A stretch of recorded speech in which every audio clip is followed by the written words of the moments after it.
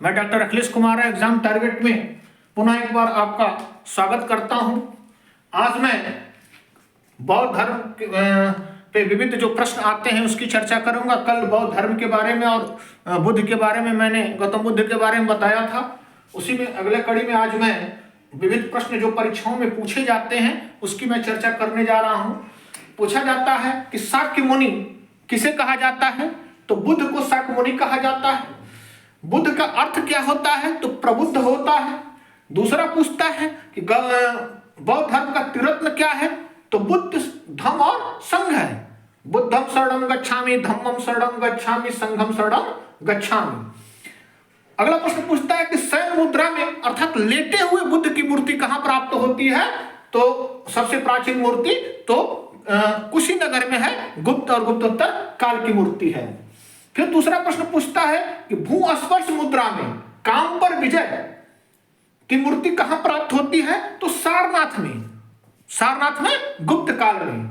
फिर पूछता है कि किस संगति में, किस संगति, चार बौद्ध संगतियां हुई थी जिसमें किसमें हीनयान और महायान का उदय हुआ, तो चतुर्थ बौद्ध संगति में हीनयान महायान का उदय हुआ। नहीं कि बौद्ध धर्म दो भागों में बटा, हीनयानी महायानी। हीनयानी जो रूढ़िवादी थे और परिवर्तन लाना नहीं चाहते, और महायानी जो परिवर्तन चाहते और बुद्ध को मानव रूप में पूजते थे। इसी समय महाविभाषा की रचना भी हुई और यहीं पर संस्कृत भाषा को भी स्वीकार किया गया। अब आता है प्रथम संगति में किन किन पिटकों की रचना हुई। 3 पिटक है ना, विनय पिटक, सुक्त पिटक, अभिधम पिटक। तो प्रथम संगति में पूछता है किसमें हुआ, तो प्रथम संगति में 2 पिटकों की रचना हुई, विनय पिटक और सुक्त पिटक। विनय पिटक की रचना उपाली ने किया था। इसमें बौद्ध धर्म के नियम कानून है। और आनंद ने सुक्त पिटक की रचना की। फिर आता है कि स्तूप, महापरिनिर्वाण का प्रतीक क्या है, तो स्तूप क्या है, महानिर्वाण का प्रतीक स्तूप होता है। फिर पूछता है कि अभिधम पिटक किस संगति में इसकी रचना हुई, तो अभिधम पिटक की रचना तृतीय संगति में हुई और मोगलीपुत्र तिस्य ने किया था। फिर आता है कि किस संगति में महाविभाषा की रचना हुई, जिसकी रचना वसुमित्र द्वारा किया गया, तो चतुर्थ में था। वसुमित्र इसके अध्यक्ष थे और अशोक घोष इसके उपाध्यक्ष थे। अगला पूछता है महान शाखा का साहित्य किसमें लिखा गया है, तो संस्कृत में लिखा गया है। पूछता है ललित विस्तार का भाषा क्या है, तो ललित विस्तार पाली में न लिखकर संस्कृत में लिखा गया है।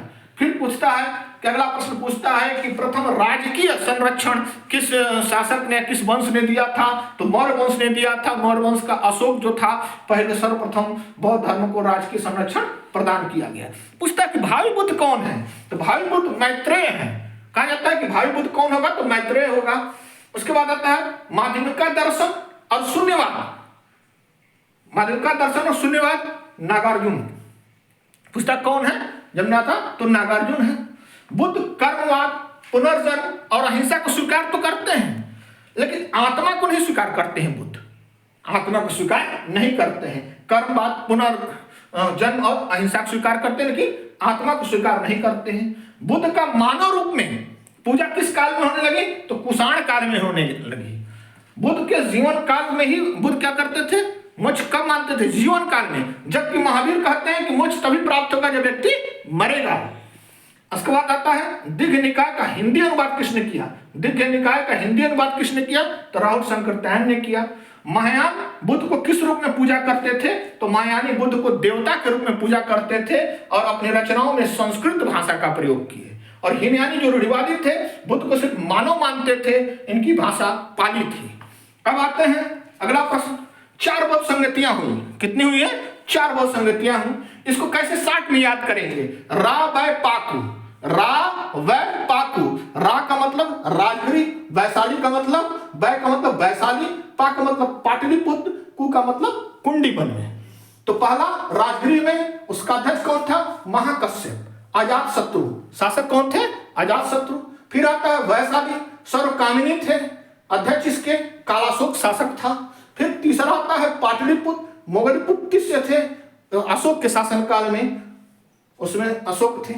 फिर आता है तीसरा चौथा, कुंडी वन में वसुमित्र अध्यक्ष थे, अश्वघोष उपाध्यक्ष थे और कनिष्क राजा था। अब इसको कौन शासक था याद करना है, तो अका मतलब अजात शत्रु, का मतलब कालाशोक, मतलब अशोक, का मतलब कनिष्क। अब आता है अगला, जो व्यक्ति संघ में आता है वर्ण विहीन हो जाता है, वर्ण विहीन हो जाता है। किसमें लिखा गया है, तो अगुत्तर निकाय में कहा गया कि जो भी व्यक्ति संघ में आ जाता है, बहुत संघ में आ जाता है, वो वर्ण विहीन हो जाता है। किस ग्रंथ में कहा गया कि हम सर्वप्रथम स्तूप निर्माण और पूजा का साक्ष्य, किस ग्रंथ में सबसे पहले स्तूप निर्माण और पूजा का साक्ष्य मिलता है, तो महापरिनिर्वाण सूक्त में मिलता है, महापरिनिर्वाण सूक्त में मिलता है। फिर पूछता है किस शासक के समय चीन धर्म प्रचार के लिए कश्यप और मातंग गए थे, कश्यप और मातंग गए थे, तो ये विमकटफिसस कुषाण शासक विमकटफिसस के समय गए थे। नेक्स्ट था बुद्ध के पूर्व जन्म की कथाएं किसमें हैं, तो जातक में है। जातक कहां से लिया गया, खुद्दक निकाय का एक भाग है, जातक में बुद्ध के पूर्व जन्मों की कहानी वर्णित है। भागवती कौशल को अहम कौशल को किस बौद्ध ग्रंथ का उदाहरण है, तो मध्यम निकाय का। किसने कहा था, प्रसेनजित ने कहा कि बुद्ध भगवान भी क्या थे, कौशल के थे और मैं भी कौशल का हूं, ठीक है। और समकालीन यही था प्रसेनजित उनके। आर्य सिद्धांत कितने सिद्धांत है, 4। बौद्ध के 4 आर्य सिद्धांत है। दुख निरोध है, दुख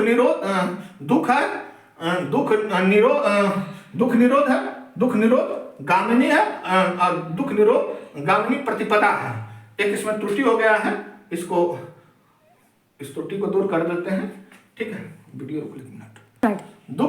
दुख समुदय, दुख निरोध और दुख निरोध गामिनी प्रतिपदा। इसका अर्थ है संसार दुखमय है, दुख क्या है, उसका कारण है, तो कारण होगा तो दुख का निवारण है, और दुख का निवारण क्या है, मध्यम मार्ग है। मध्यम मार्ग गौतम बुद्ध ने अष्टांगी मार्ग भी कहा गया। मध्यम मार्ग में 8 मार्ग हैं, समयक दृष्टि, समयक संकल्प, समयक वाक्य, समयक कर्मांत, समयक व्यायाम, समयक स्मृति, समयक समाधि। बौद्ध धर्म में कितने शील हैं, 10 शील हैं। संघ में प्रवेश की आयु कितनी थी, 15 वर्ष, और प्रवेश में जो प्रवेश होता था उसे उपसंपदा कहा जाता था, उपसंपदा कहा जाता है। भिक्षुणी यानी कि जो पुरुष सन्यासी होता था वो भिक्षु, और महिला होती थी तो भिक्षुणी। और जो गृहस्थ जीवन में बौद्ध धर्म को अपनाता था वो उपासक और उपासिका कहलाती थी। That's all. ये थे बौद्ध धर्म पे पूछे जाने वाले प्रश्न। यूपीपी, टीजीटी, पीजीटी तमाम परीक्षाओं में ये प्रश्न आते हैं, इसलिए इसको शेयर कीजिए, सब्सक्राइब कीजिए, लाइक कीजिए और अधिक से अधिक इसको अध्ययन कीजिए। इसका बार बार रिपीट करके वीडियो देखिए, आपको कोई भी प्रश्न छूटेगा नहीं इससे। That's all.